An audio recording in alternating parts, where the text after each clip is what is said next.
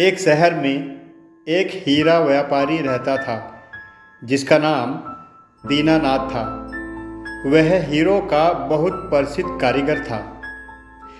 उसके हाथों में ऐसा करिश्मा था कि उसके तराशे हुए हीरे जो भी देखता था हैरान हो जाता था। ऐसी कारीगरी देखकर ग्राहक भी मुंह मांगी रकम देने को तैयार हो जाते थे। इसी वजह से दीनानाथ द्वारा तराशे हुए हीरों की मांग बाजार में हमेशा बनी रहती थी। वह सुनारों से हीरे लाकर अपने घर पर ही उनको तराशता था और सुनार को वापस दे देता था। उसका बेटा सुरेश दीनानाथ को हीरो को तराशते हुए बहुत ही ध्यान से देखा करता था। उसकी उत्सुकता और हीरो के प्रति लगाव को देखते हुए दीनानाथ उसे कहता कि जैसा मैं हीरे तराशता हूँ तुम भी तराश कर दिखाओ।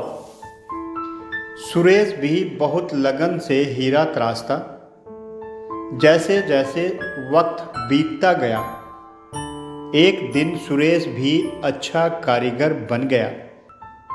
यह देखकर दीनानाथ बहुत खुश हुआ। अब वह सुनारों से ज़्यादा हीरे लाता और दोनों बाप बेटा मिलकर उनको तराशते।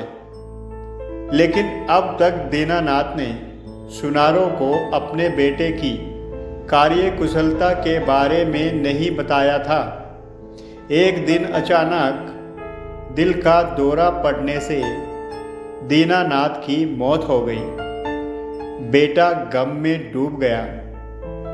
उसे पिता की मौत का सदमा इतना गहरा लगा कि वह हर वक्त दीवार पर टंगी अपने पिता की तस्वीर को ही निहारता रहता था और उसने काम करना भी बंद कर दिया था।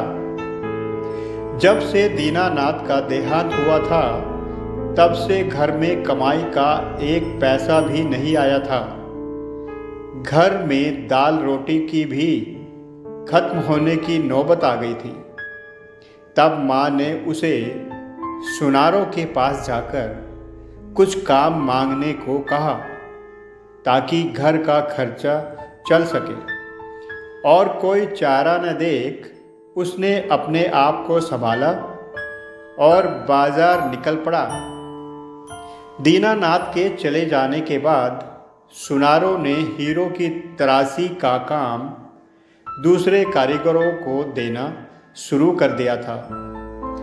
जब सुरेश सुनारों के पास काम मांगने गया तो उन्होंने यह कहकर टाल दिया कि जब काम होगा बुला लेंगे। और कुछ ने अभी कोई काम नहीं है कहकर उसे चलता किया।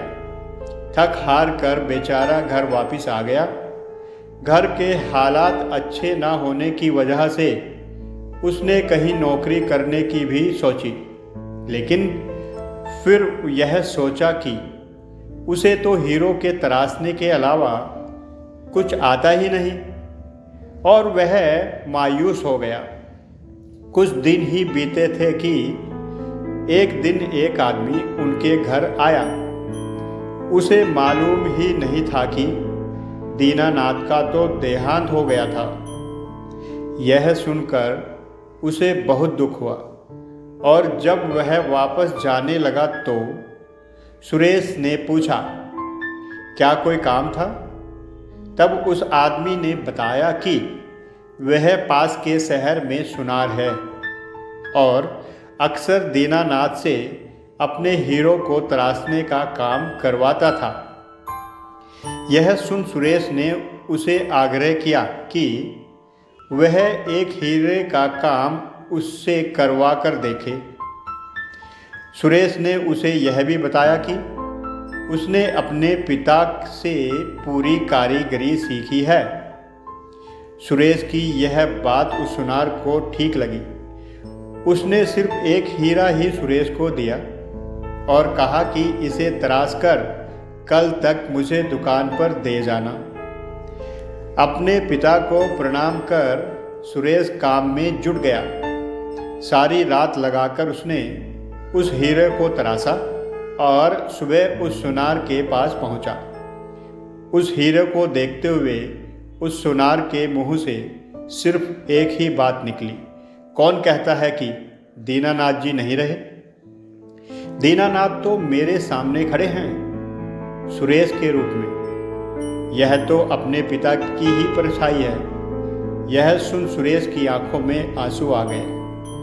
घर आकर जब सुरेश ने अपनी माँ को सारी बात बताई तो उसकी माता की आंखों में भी आंसू छलक पड़े।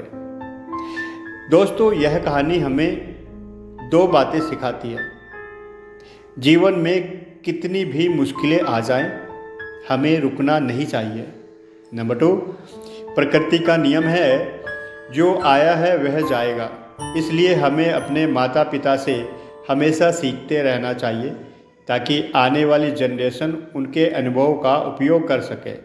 दोस्तों, अगर हमारी वीडियो अच्छी लगे तो लाइक करें, सब्सक्राइब करें और बेल आइकन को दबाएं।